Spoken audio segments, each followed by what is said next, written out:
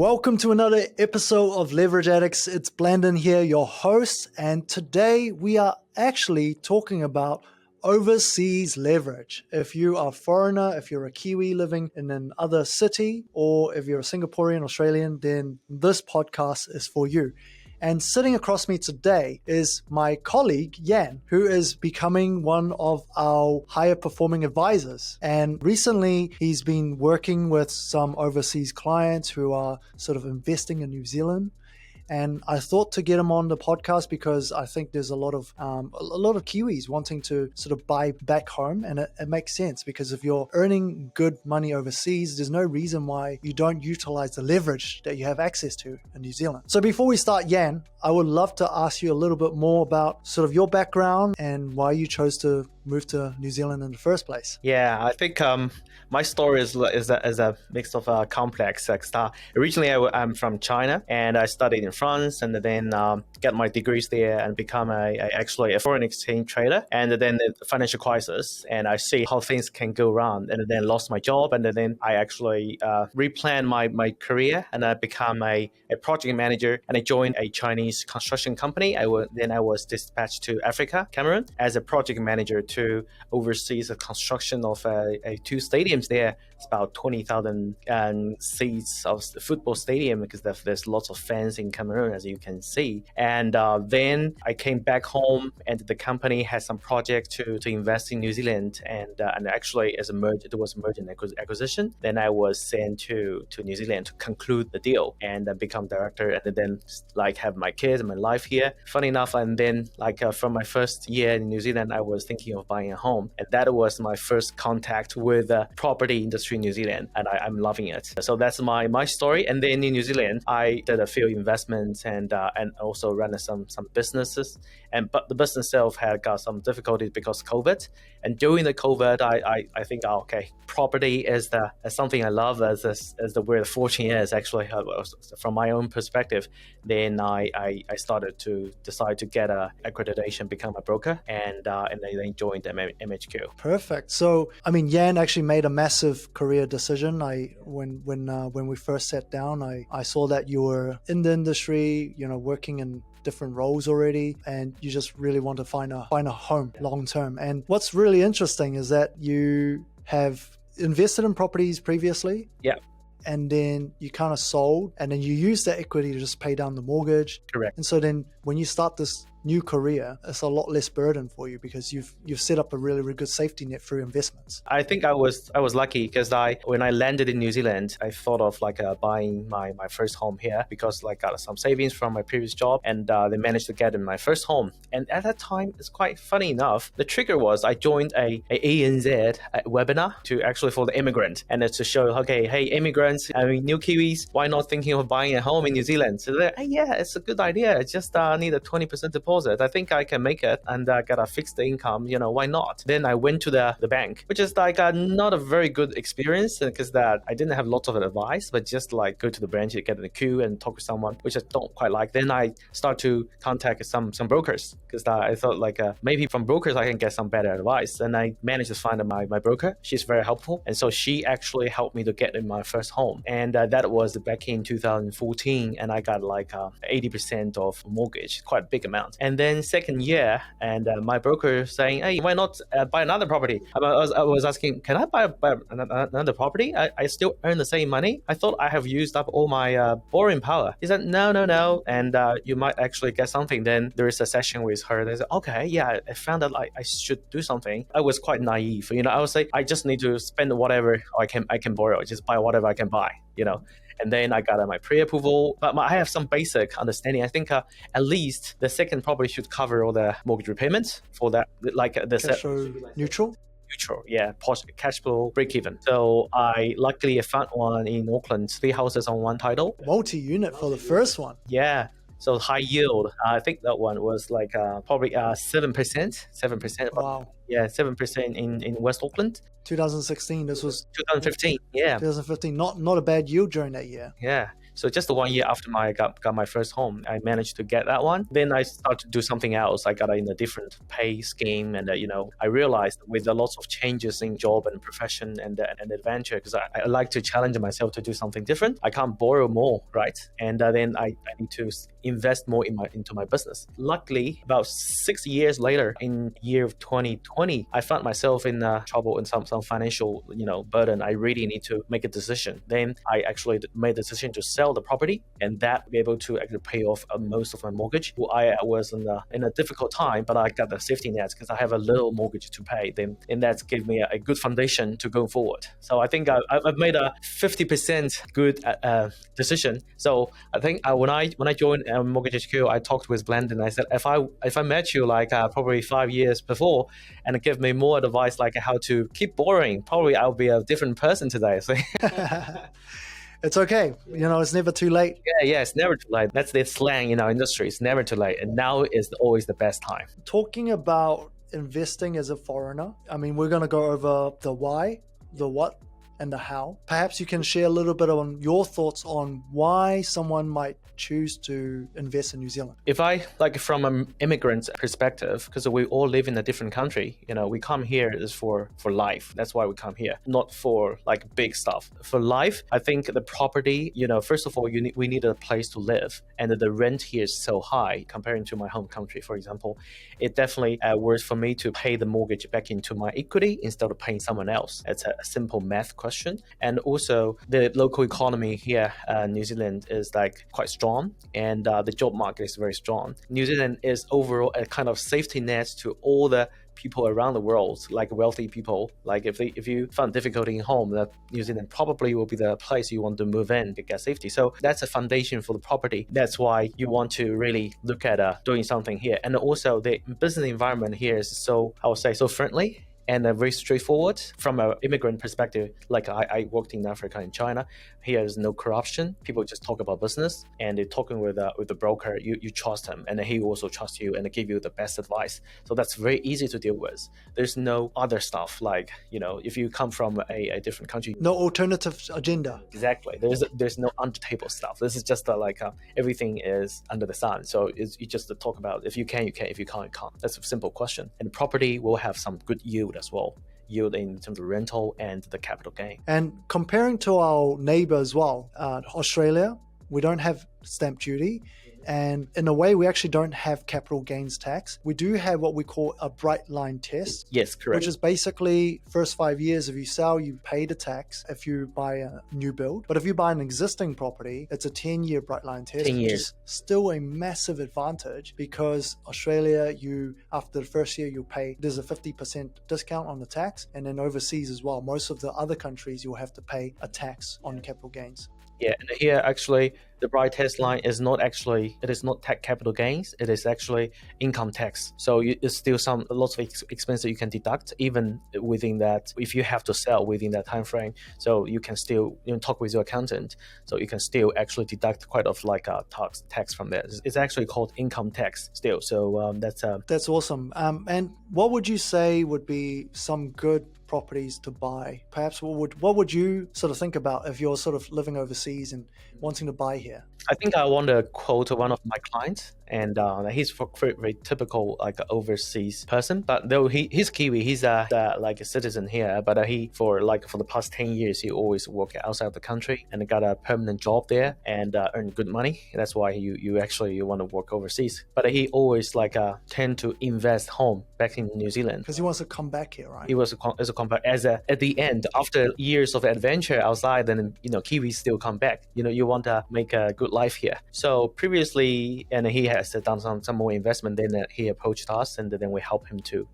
keep investing in the right property. Then now he's in a much better place. Then for someone like that, what kind of properties could they go for? Think of that, because you are not here in New Zealand. Most of the time probably you are in Australia, in Singapore, or in another country. You want buy something that is self-contained, that pays for itself ideally, and if they can have some cash flow positive, that would be great. I think that will be a very important criteria, because you want to probably initially spend some deposit or just use equity to get the home, and then it runs for itself. You have a team to look after it, and then you just get on your own adventure outside. So I think to buy something with a high cash flow, not a bad idea. I definitely think tend to agree on that side of things. Obviously, if you go to our YouTube channel, we talk about it a lot, looking at the numbers of on the properties and looking at what the rental yield is going to look like. But obviously, there are other things that potentially you want to think about, because besides the rents that you're getting, you want to invest in a city that potentially have good capital gains. And so perhaps some of the bigger cities, you might want to potentially avoid West Coast, but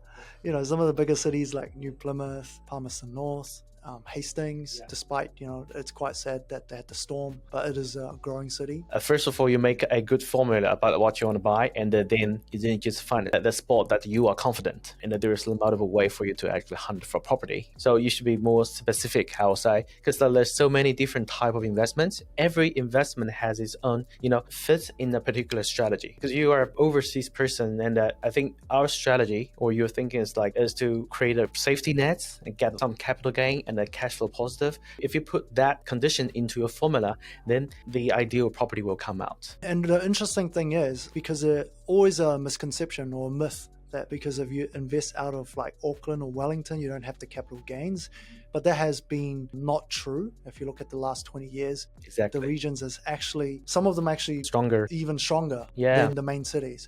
And for Singaporeans, can they actually buy existing properties, or is it just the new builds that they can go for? Yeah, that's a good question. I think here for the Singaporean and some New Zealand banks are making quoted exception.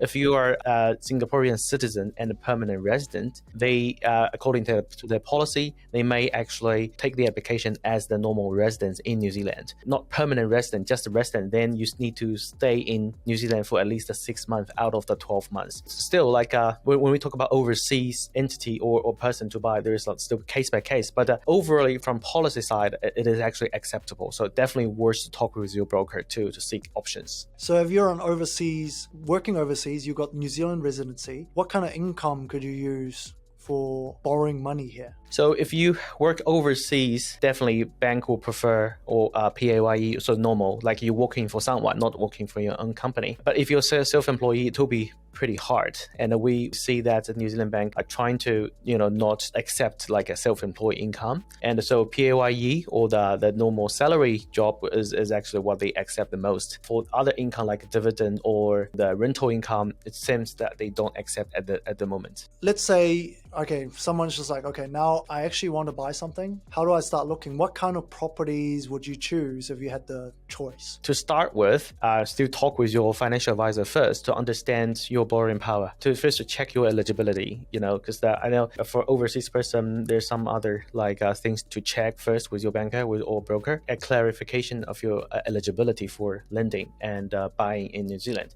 If that is crossed, then you just you got a budget, right? And then you start to hunt for it. Then you will see that, this is just a personal preference. Depending on the budget, then you should invest in those cash flow positive area or properties and start to look around. And you can talk with your broker. They can help. They may actually help you to give you some direction which area to look at, or just talk with some agents and to give you the information. And I tend to see that perhaps there are some elements, like let's say if you're buying a new build, for example, there are properties that might have better long-term capital gains when you compare to the type of house in that particular area. And I think one thing that I sort of attribute to that I see is consistent is that you have to understand what that particular suburb is wanting to attract. Yes. Potentially professionals, or is it families? Because, if you're in a more urban area that is very busy and more roads, but it's got train, it's got, shopping malls, perhaps that's not going to be as attractive for families. You've got parks and like a bit of walk, stuff like that. Then perhaps a family's more attracted to those areas, got good school zones. And understanding that first, then it's going to be easier to make the decision what type of properties you want to buy in those areas. And then you talked about yield a lot. Obviously, that's quite important because the overseas investors, they might be able to just put in a bigger deposit. They might be able to just go with a lower yield, but then have something that's cash flow sort of neutral. Yeah.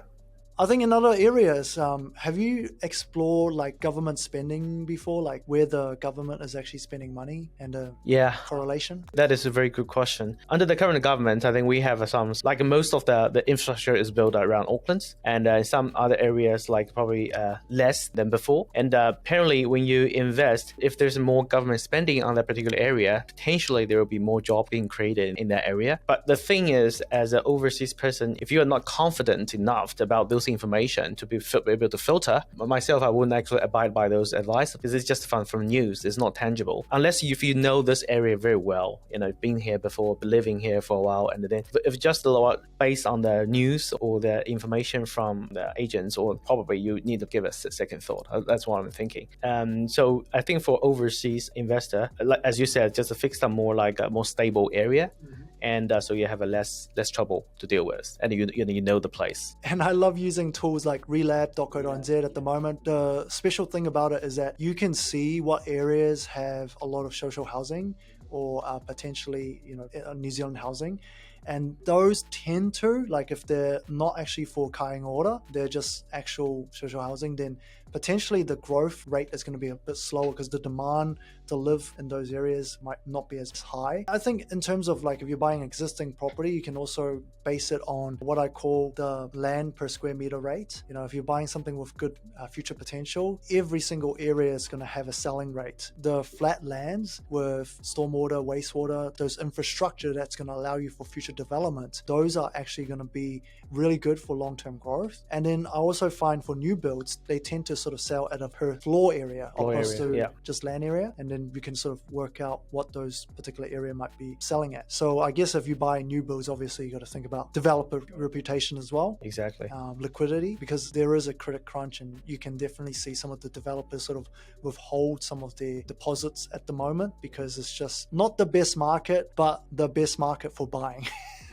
Not the best market for selling, but the best market for buying. So maybe you can tell us a little bit about borrowing criteria. What sort of deposit do we need? How much can we actually borrow? And how does that actually get looked at the bank side? So if we're looking at buying as an investment property and an existing home, which is like a CCC issued after 6 months, right? More than 6 months, then you will need to have at least a 40% deposit or equity to borrow money to settle the investment property. If you want to buy something for yourself as a home and not renting out, then you need a 20% deposit. That's the preferred position from the bank. Typically, from an overseas person, like that would be pretty black and white, and because they more complexity in the income verification side. So you want to at least meet those criteria first, then look at borrowing. And then for the amount that you can borrow and the overseas income, definitely we can use that if it's PAYE. But the New Zealand bank, they're going to see that there was some tax or some unknown cost, so they're going to shade as well, probably 20-25% from your existing, some your true before tax income overseas. So that should be considered as well. Basically what you're saying, if they earn $100,000 New Zealand after it's converted, then the bank might only use 80,000. Correct. Of that. But if you're in Australia, I think there are a couple of banks that might have a higher amount that they can use. Correct. If you are Australian, it's a little bit different. So it definitely worth to check, talk with a broker, then we can double check with the banks, because Australia is like our closest neighbor, and then that's the difference. So we might get some more acknowledgement from the New Zealand banks for their income. Our calculation actually quite simple way, because it's just basically income minus expense,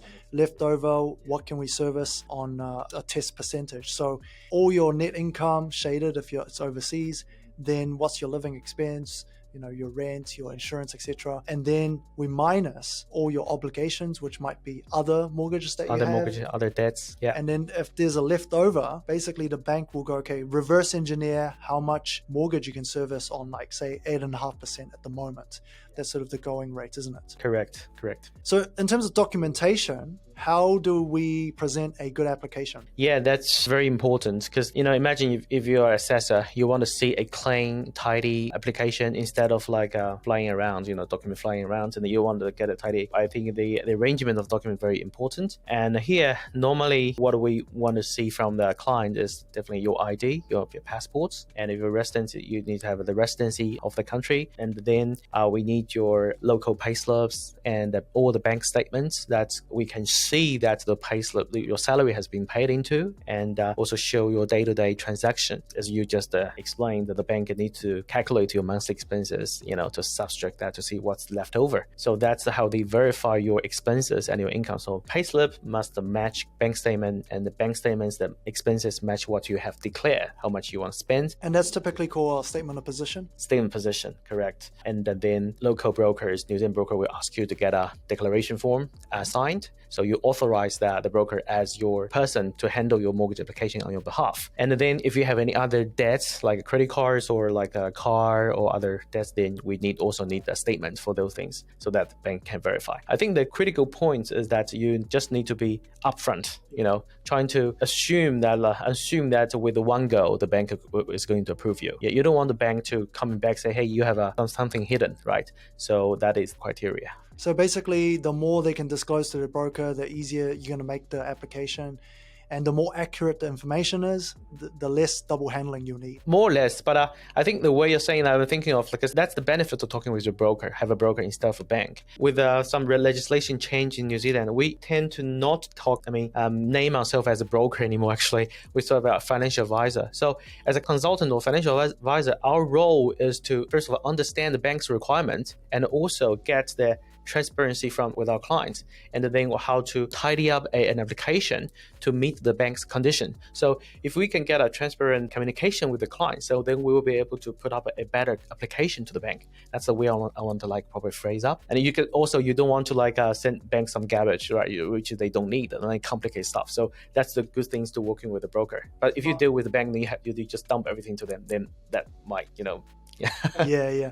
And I think the major benefit with working with Mortgage HQ advisor is that most of us here, we all have investment properties.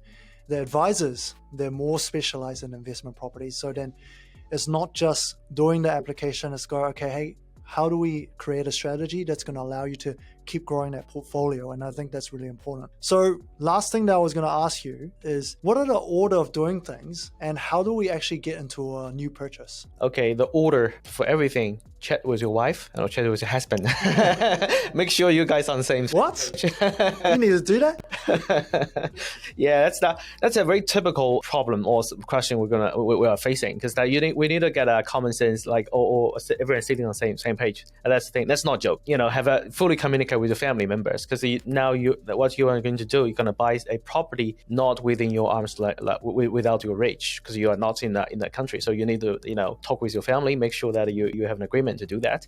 And then the next thing is a team. Team is very, very important. Before you're doing anything, you need to think of a team first. I think team here means talking property. The person you're going to involve is a lender or banker or advisor. That's one side of it. And then you need a solicitor or lawyer that you are confident with. And that's because he's going to handle your documents on your behalf. If you can have a buyer's agent or agent that you know that he's going to get a good deals for you. Typically on the market, there's some buyer's agent that they can actively hunt property for you, and also a property manager, because in most cases you will have a PM to manage the rental for you, and then is the accountant who is going to sort out your tax. I think that is a base requirement for the team, and trickle down. And when you get on the transaction, you will need to get some good referral from your team for the future purchase, like a builder, because you probably need a builder or inspector to help you check or verify the conditions of the house. You would like to a person that can cross refer, and that you have a trust, and then the prerequisite is that you already have a good team to work around you. I think that is very, very important. So that's building the A team.